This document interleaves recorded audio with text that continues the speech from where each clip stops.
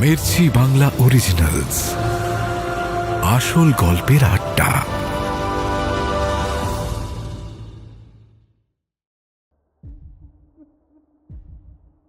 বাড়ির মালিকের গলার আওয়াজ পেতে রিজুর পুরো শরীর যেন জমে যায় সেখানে।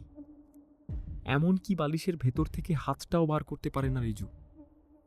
কোনো সাড়া না পেয়ে ঘুমের ঘোরেই লোকটি আবার বলে ওঠে, কে আছিস? কে কে? আবার জড়সড় হয়ে ঘুমিয়ে পড়ে লোকটি। রিজু এই কিছু মুহূর্তেই মাথা থেকে পা অবধি ঘামে স্নান করে গেছে। একটা জোরে নিঃশ্বাস নিয়ে রিজু এবার বালিশের তলায় রাখা চাবিটা আঁকড়ে ধরে। তারপর খুব সতর্কতার সাথে সেটা বার করে উঠে যায় আলমারির দিকে। চাবি ঘুরিয়ে আলমারি খুলে ফেলে রিজু। সামনেই রাখা রিজুর এতদিনের পরিশ্রমের দাম, কাঁচের বাক্সের মধ্যে রাখা দেবী কালকুর্ণীর মূর্তি। রিজুর চোখে জল চলে আসে, কিন্তু সেসব একধারে রেখে রিজু তাড়াতাড়ি ভেতর থেকে বার করে আনে মূর্তিটা। আর ঠিক এই মুহূর্তেই ঘটে যায় সর্বনেশে কাণ্ডটা। তাড়াহুড়ো করে মূর্তিটা বার করতে গিয়ে হাত থেকে পিছলে মূর্তিটা পড়ে যায় মাটিতে। নিঃশব্দ রাত্রের আবরণকে চুরমার করে চারিদিকে ছড়িয়ে পড়ে কাঁচ ভাঙার শব্দ। আর সেটা শুনেই বাড়ির মালিক নিজের বিছানা থেকে হুড়মুড়িয়ে উঠে পড়ে। উঠেই তার ঘরে দাঁড়িয়ে থাকা ছায়া মূর্তিটাকে দেখে সে আতঙ্কে চিৎকার করে, এই চোর চোর, বাড়িতে চোর এসেছে, চোর! রিজু ধরা পড়ার ভয়ের মাথার ঠিক রাখতে পারে না। উত্তেজনায় পাশের টেবিলে রাখা একটা পেতলের গ্লাস হাতে তুলে নিয়ে সজোরে আঘাত করে লোকটির মাথায়। মাথায় আঘাত খেয়ে লোকটির মর্মান্তিক আর্তনাদ করে সেখানেই লুটিয়ে পড়ে। তারপর রিজুর হাত থেকে সেই পেতলের গ্লাসটা মাটিতে পড়ে যায়। পাশে পড়ে থাকা দেবীর মূর্তি হাতে তুলে নিয়ে ছুটে যায় দরজার দিকে। আওয়াজ শুনে আরেকজন চাকরও দৌড়ে আসে মালিকের ঘরের দিকে, কিন্তু রিজু তাকেও ধাক্কা দিয়ে সেখান থেকে দৌড়ে বেরিয়ে যায় বাড়ির বাইরে। সেদিন প্রায় সারা রাত কেটে যায়, কিন্তু রিজু নিজের দৌড় থামায় না। ওর ইচ্ছে ছিল চুপচাপ মূর্তিটা নিয়ে ওই বাড়ি থেকে পালিয়ে যাবে। কাউকে কোনোভাবে আঘাত করার ইচ্ছে কোনোদিনই ছিল না রিজুর, তাও আবার এমন একজন মানুষকে যে রিজুর এত উপকার করেছে। ভয়ে বেরোনোর সময় বিছানার তলায় পড়ে থাকা পুটলিটার কথাও রিজুর মাথায় ছিল না। শুধু ধরা পড়ে যাওয়ার ভয়ে সে দৌড়ে পালাতে চায় না। এখন আরও একটা বড় অঘটন ঘটে গেছে, এই আশঙ্কায় সে আরো বেশি সেখান থেকে পালাতে চায়। ভোরের আলো ফোটার পর রিজু ক্লান্ত হয়ে একটি জলাশয়ের সামনে থেমে যায়। সারা রাত দৌড়ানোর ফলে এখন তার প্রচন্ড তৃষ্ণা পেয়েছে। হাতের মূর্তিটা পাশে রেখে একটু জল খায় রিজু, কিন্তু এই আতঙ্কে যে কারোর হাতে ধরা পড়ে যাবে তৎক্ষণাৎ আবার রওনা দেয় সে। রিজু এবার স্বাভাবিকভাবেই বাড়ি যাবে বলে ঠিক করে, কিন্তু কিভাবে? তার কাছে তো টাকা নেই, যা ছিল সেটা ওই বাড়িতে পুটলির মধ্যেই রাখা। আর বাড়ি থেকে কত দূর এসে পৌঁছেছে, কোন দিকেই বা রিজুর গ্রাম, এসব কিছুই তার মনে নেই। রিজু ঠিক করে মনের জোরে যখন এত দূর সে এসে পৌঁছেছে আর এই অসম্ভব এক কাজ যখন সে করতে পেরেছে, তখন পথ খুঁজে বাড়ি যাওয়া হে আর এমন কি ব্যাপার। যদিও শেষমেশ রিজুকে সেটা করতে হয়নি। একদিন হঠাৎই একটা শহরের রাস্তায় হাঁটতে হাঁটতে রিজুর দেখা হয়ে যায় এক ছোট্টবেলার বন্ধুর সাথে। প্রথমে ভালোভাবে চিনতে পারেনি রিজুকে তার শুকিয়ে যাওয়া শরীর দেখে, কিন্তু কিছুক্ষণ তাকিয়ে থাকার পর সে এগিয়ে এসে জড়িয়ে ধরে। রিজুও তাকে চিনতে পেরে জড়িয়ে ধরে। সে বলে ওঠে, কোথায় ছিলি তুই এতদিন? এদের কি অবস্থা বাড়িয়েছিস রে তুই নিজের? লক্ষ্মী জবা এদের কারোর কথা তুই একবারও ভাবলি না তুই? কথাগুলো বলে রিজুর বন্ধু বিষাদে ভরা মুখ নিয়ে দাঁড়িয়ে থাকে। রিজু এসব প্রশ্নের কোনো উত্তর দিতে পারে না, শুধু হাতে থাকা মূর্তিটা আরো জড়িয়ে ধরে নেয় নিজের কাছে। একটু পরে প্রায় ফিস ফিস করে রিজু বলে, আমাকে আমাকে নিয়ে যাবি ওদের কাছে? কথাটা শুনে বন্ধুটি হেসে বলে, নিয়ে যাব মানে? চ্যাংদোলা করে নিয়ে যাব? রিজুও কথাটা শুনে আলতো হাসে, কিন্তু কিছুই বলে না সে। তারপর বন্ধুর সাথে রিজু রওনা দেয় নিজের বাড়ি।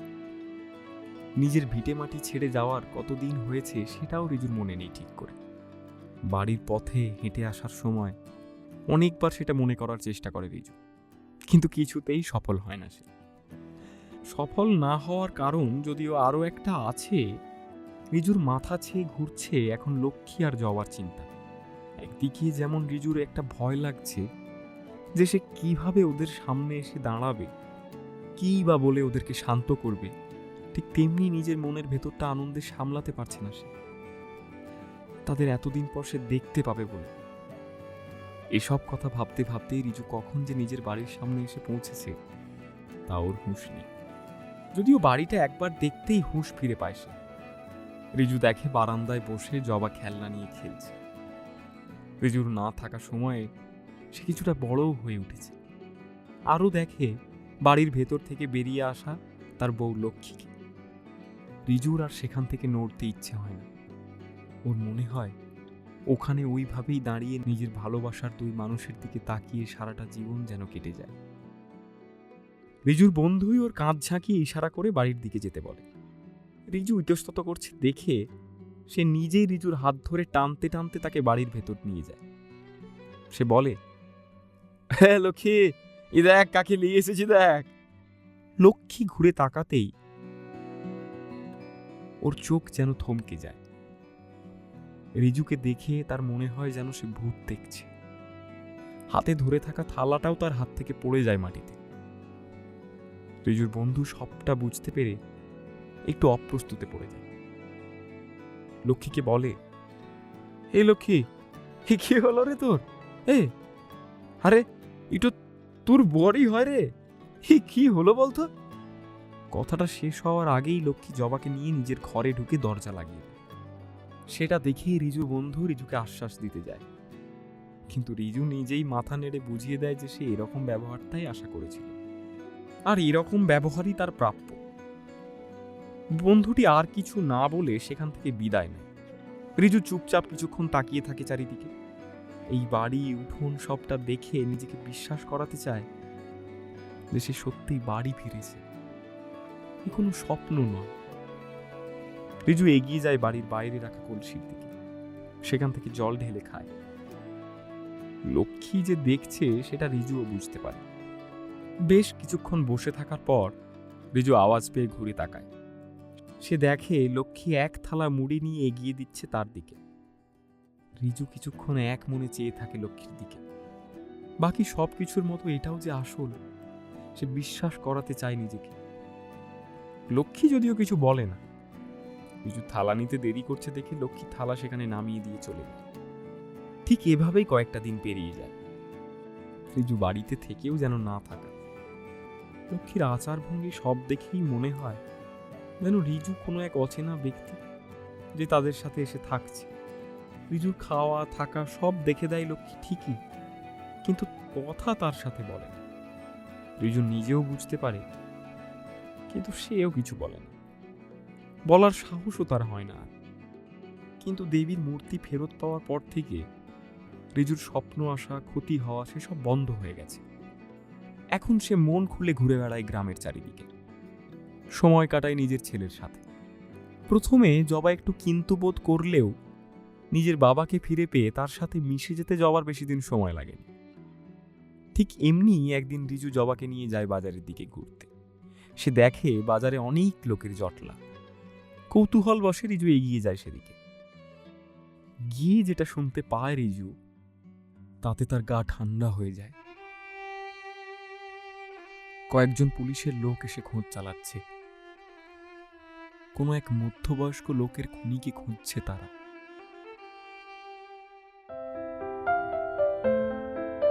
হাটে আসার পর থেকেই রিজুর মনটা খুশিতে ভরে ওঠে। কত বছর এই হাটেই দোকান দিয়ে রিজু নিজের বাড়ি, সংসার সব চালিয়েছে। কতই না পুরনো দিনের গল্প, ঘটনা সব জড়িয়ে আছে এই জায়গার সাথে। এতদিন পর সব ঠিক হওয়াতে রিজু নিজের ছেলে জবাকে নিয়ে মাথা উঁচু করে গ্রামে বেরিয়েছে। সেখানে গিয়ে ঘুরতে আসা লোকেদের ভিড় দেখে কিছুটা অবাক হয়ে যায় রিজু। সে যখন হাটে দোকান চালাতো ভিড় তখনও হতো, কিন্তু এখন যেন সেটা আরো অনেক গুণ বেড়ে গেছে। তাছাড়া ওই জায়গায় রিজুর কত চেনা লোকজন, তার বন্ধুরাও দোকান চালায়। তাই জবাকে নিয়ে রিজু সেখানে যায়, তাদের সাথে দেখা করে, বেশ কিছুক্ষণ বসে গল্প গুজব করে। বাড়িতে লক্ষ্মীর সাথে এখনো তার কথাবার্তা শুরু হয়নি। দুজনের মধ্যে এখনো এক প্রকার অস্বস্তি বোধ থেকেই গেছে। সেটাও রিজুর মাথা থেকে বেরিয়ে যায় বন্ধুদের সাথে আড্ডা দিতে দিতে। রিজুর মনে হয় এই কারণেই তার এত কাঠখড় পুড়িয়ে এত কিছু করা, দিনের পর দিন মূর্তি খোঁজা, জীবনের ঝুঁকি নিয়ে সেটাকে আবার এক প্রকার চুরি করে আনা। কিন্তু সেসব কিছুর ফল যদি হয় এই সুখের জীবন, তাহলে রিজু একবার নয় আরো 100 বার এই সব কাজ করতে রাজি। সেদিন লোকটির বাড়ি থেকে পালিয়ে আসার পর সেখানে কি হয়েছিল রিজু স্বাভাবিকভাবে সেটা আর জানতে পারেনি। সে মনে মনে অনেক প্রার্থনা করেছে যেন সে বাড়ির মালিকের কিছু না হয়, যেন তার বিরুদ্ধে সে লোকটি কোনো অভিযোগ না জানায়। গ্রামে আসার পর বেশ কিছুদিন পেরিয়ে গেছে, তারপরেও সেসব জিনিসের কোনো ইঙ্গিত না পাওয়াতে রিজু ধরেই নেয় সব ঠিক আছে, আর সে কারণেই নিজের স্বাভাবিক জীবনে তার ফিরে আসতে কোনো অসুবিধা হয়নি। কিন্তু ওই দিন বন্ধুদের সাথে আড্ডা দেওয়ার পরেই আর ঠিক তার সাথে সেখানে দাঁড়িয়ে থাকা এক গোছা পুলিশ, তার ভেতরটা কেমন যেন কেঁপে ওঠে। নিজেকে শান্ত করার জন্য সে ভাবে, শুধু কি সে একাই অপরাধ করেছে নাকি? প্রত্যেকদিন কত লোক তো অপরাধ করে, পুলিশ হয়তো সেরকমই এক অপরাধীর খোঁজ করতে এখানে এসেছে।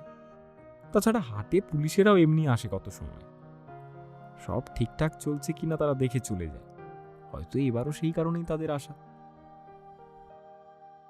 কিছুটা শান্ত হলেও পুরোপুরি নিজেকে বুঝিয়ে তুলতে পারে না রিজু। শেষমেশ সাবধানের মার নেই এই কথা ভেবে রিজু তার ছেলেকে নিয়ে বাড়ির দিকে এগোতে শুরু করে। কিছুটা এগিয়েও যায় রিজু, আর ঠিক তখনই পেছনের জটলা থেকে আসা নিজের নামটা শুনে সেখানেই থমকে দাঁড়িয়ে যায় সে। জবাকে আলতো করে নিজের কোল থেকে নামিয়ে দেয় রিজু। তাকে এক প্রকার ফিস ফিস করে বলে, জবা, তুই একটু এখান থেকে বাড়ির দিকে যা, বাবা একটু পরেই যাচ্ছে, হ্যাঁ ঠিক আছে। জবা ঘুরিয়ে কোনো কথা বলে না, বাধ্য ছেলের মতো একদিকে মাথাটা কাত করে বাবার কথা মতো দৌড়ে চলে যায় বাড়ির রাস্তায়। ছেলেকে ছুটে চলে যেতে দেখে রিজুরও ইচ্ছে করে ঠিক তার মতো সেখান থেকে ছুটে পালিয়ে যেতে, ততক্ষণ দৌড়তে যতক্ষণ না নিজেকে এই সব লোকেদের ধরাছোঁয়ার বাইরে মনে হয়। কোনোভাবে নিজেকে সেটা করা থেকে আটকায় রিজু। ইতিমধ্যে তার পুরো শরীর জুড়ে নেমে এসেছে ঘাম। রিজু ভয়ে আঁকড়ে থাকা সেই শরীরটাকে কোনোভাবে ঘোরায় সেই জটলার দিকে। ঘুরে তাকাতেই ওর মনের থমথমে ভাবটা যেন আরো অনেক গুণ বেড়ে যায়। জটলার মধ্যে দাঁড়িয়ে থাকা সব লোকই এখন তার দিকে তাকিয়ে। সেখান থেকে বেরিয়ে রিজুর দিকে এগিয়ে আসে তারই এক বন্ধু। রিজু ভয়ে মাটি আঁকড়ে দাঁড়িয়ে থাকে সেখানে। বন্ধুটি কাছে এসে রিজুকে বলে, রিজু, রিজু একবার এদিকে আয়, এদিকে নে, ও বড় বাবু তোকে ডাকছে, আয় এদিকে। রিজুর গলা দিয়ে আওয়াজ বেরোতে চায় না, তাও সে কিছুটা জোর করেই অবাক হওয়ার ভঙ্গি করে বলে, আমাকে? বড় বাবুর আমার সাথে কি দরকার? বন্ধুটি একটু বিরক্ত হয়েই উত্তর দেয়, সে কথাটা তুই বড় বাবুকেই জিজ্ঞেস কর না।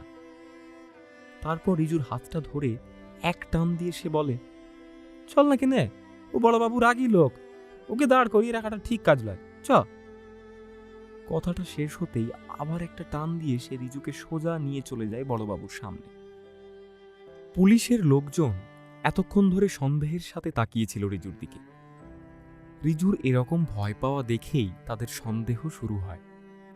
রিজু কাছে আসতেই পাশে দাঁড়িয়ে থাকা একজন পুলিশ কনস্টেবল রিজুকে ধমক দিয়ে বলে, এতক্ষণ ধরে ডাকা হচ্ছে, আসছিস না কেন? হ্যাঁ? যেটা শুনে রিজুর সাথে সব গ্রামবাসীরা ঘাবড়ে যায়। যদিও পুলিশের বড়বাবু তখনই কনস্টেবলকে চুপ করিয়ে নিজে শান্তভাবে রিজুর দিকে তাকিয়ে বলে, দেখো, তুমি যদি কিছু ভুল কাজ না করে থাকো তাহলে ভয় পাওয়ার কিছু নেই। তোমাকে কয়েকটা প্রশ্ন করব শুধু, ঠিক আছে? তুমি তার ঠিক ঠিক উত্তর দিয়ে দিলেই তোমাকে যেতে দেব। ভয় পাওয়ার কিচ্ছু নেই, ঠিক আছে? রিজুর যদিও মুখ দিয়ে কোনো কথাই বেরোচ্ছে না, আর সে শুধু ঘাড় নেড়ে বুঝিয়ে দিল যে সে সব উত্তর দিতে রাজি। সেটা ছাড়া আর কোনো উপায় নেই রিজুর কাছে। সামনে দাঁড়িয়ে থাকা এক ঝাঁক পুলিশ, আর তার পাশে প্রায় অর্ধেক হাটের লোকজন। সবটাই রিজুর কাছে পরিষ্কারভাবে ধরে দিচ্ছে তার পালিয়ে যাওয়ার অক্ষমতা। রিজুর মাথা নেড়ে সায় দেওয়ায় বড়বাবু প্রশ্নগুলো নিজের মাথায় গুছিয়ে নিয়ে জিজ্ঞেস করল, গ্রামে সবাই বলল তুমি বেশ কিছু সময়ের জন্য গ্রামে ছিলে না, আর কাউকে বলেও যাওনি কোথায় যাচ্ছ, কোথায় গিয়েছিলে? হ্যাঁ, প্রশ্ন শুনে কিছুক্ষণ ভেবে কাঁপা কাঁপা গলায় রিজু উত্তর দেয়, জানি না বাবু, এদিক ওদিক ঘুরে বেড়িয়েছি, অনেক জায়গায় গেছি, সব জায়গার নাম তো ঠিক করে মনে নাই কো। উত্তর শেষ হওয়ার সাথে সাথেই বড়বাবু আবার প্রশ্ন করল, ঠিক আছে, গিয়েছিলে কেন? এই প্রশ্নটা শুনে রিজু ভয়ে চারিদিকে তাকাতে শুরু করে। সত্যি কথা সে বলতে পারবে না, তাহলেই সে ধরা পড়ে যাবে। শেষের অপরাধটা বাদ দিয়ে সে যদি পুরো ঘটনাটা খুলে বলে, তাহলে পুলিশের লোক তাকে বদ্ধ পাগল বলে ভাববে। কিন্তু প্রশ্নের উত্তর রিজুকে দিতেই হবে, নইলে যাই অপরাধ হয়ে থাকুক না কেন, পুলিশের সন্দেহ রিজুর ওপরে এসে দাঁড়াবেই। কি বলবে কি বলবে না বেশ কিছুক্ষণ এই চলতে থাকে রিজুর মাথায়। হঠাৎ একটা বুদ্ধি খেলে যায় ওর মাথায়। পুলিশের দিকে তাকিয়ে ও বলে, আমার কোনো রোজগার নাই গো বাবু, বাড়িতে ছেলে বউয়ের উপর বোঝা হচ্ছি, এই ভেবে বাড়ি থেকে পালিয়ে যায়। কথাটা বলেই মনের ভেতরে অদ্ভুত একটা শান্তি অনুভব করে রিজু। সব পরিষ্কার হয়ে নিজের অপরাধ ধরা পড়ার থেকে কোনোভাবে নিজেকে বাঁচায় সে। তাছাড়া রিজুর কথাতে গ্রামের লোকেরাও সায় দেয়। এতদিন কেউ রিজুর পালিয়ে যাওয়ার কারণ জানত না, কিন্তু ওর এই টাকা পয়সা নিয়ে টানাটানি ধার করার ঘটনা সবাই জানত। তাই রিজুর এই উত্তর তারা বিশ্বাস করে নেয়। বড়বাবু যদিও সেসব দেখে খুব একটা পাত্তা না দিয়েই এবার আসল প্রশ্নটা করে। খুন হওয়া লোকটির শারীরিক বর্ণনা দিয়ে রিজুকে জিজ্ঞেস করে সে তাকে চিনত কিনা। আর সেই বর্ণনা শোনার সময় রিজুর কাছে সবটা পরিষ্কার হয়ে যায়। এই লোক রিজুর আশ্রয়দাতা ছাড়া আর কেউই না। আর শুধু লোকটির নয়, সেই লোকটি কিভাবে খুন হয়েছে সে কথাও বড়বাবু জানায়। সে বলে, কোনো এক ভোঁতা জিনিস দিয়ে মাথায় সজোরে আঘাত করা হয়, অতিরিক্ত রক্ত শরীর থেকে বয়ে যাওয়ার ফলে লোকটির মৃত্যু হয়। সবটাই রিজুর ঘটনার সাথে মিলে যায়। শুধু রিজু স্বপ্নেও ভাবেনি যে লোকটি মারা যাবে। আর এতদিন কোনো খবর না আসায় সে ধরেই নিয়েছিল লোকটি সুস্থ হয়ে উঠেছে। কিন্তু আজকে বড়বাবুর কাছ থেকে সবটা শোনার পর সে বুঝতে পারে যে সে আসলে একটা খুন করেছে। সে একজন খুনি। কথাটা মাথায় আসতেই রিজুর পুরো শরীর কেমন যেন গুলিয়ে ওঠে। হাত পা কাঁপতে শুরু করে রিজুর। হাঁটুতে কোনো জোর পায় না সে। তার মনে হয় এক্ষুনি সে অজ্ঞান হয়ে মাটিতে লুটিয়ে পড়বে। বেশ কিছুক্ষণ এইভাবেই কেটে যায়। কোনো উত্তর না পাওয়ায় বড়বাবুর সন্দেহ বাড়তেই থাকে। সে আবার রিজুকে প্রশ্ন করে যে সে লোকটিকে চিনত কিনা।